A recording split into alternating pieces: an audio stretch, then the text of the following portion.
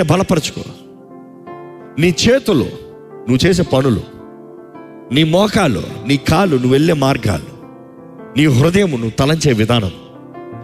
నేను నీతో ఉన్నాను, నేను నీ ముందు వెళ్తున్నాను, నేను నీ జీవితంలో కార్యం జరిగిస్తున్నాను. Are you ready for it?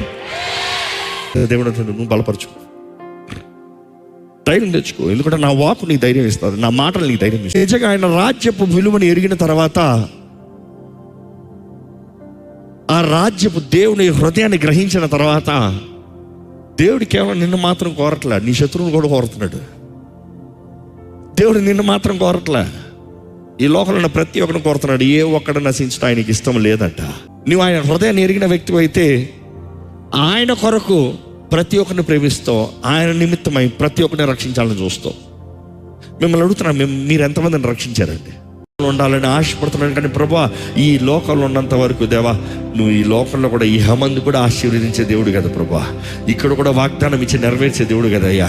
Carmel ఇక్కడ కదా ప్రభా, షారోన్ ఇక్కడ కదా ప్రభా, దేవా లెబనన్ ఇక్కడ కదా ప్రభా,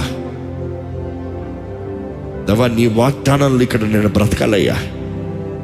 ఏదో పరలోకానికి వెళ్ళి దీవించబడతా మాత్రం కాదు, ఇహమందు పరమందు శ్రమలు ఉండొచ్చు, పోరాటాలు ఉండొచ్చు, కష్టాలు ఉండొచ్చు, కానీ వాటిని అన్నింటిని దాటిని పోయే బ్రతికే కదా ప్రభా విశ్వాసపు జీవితం.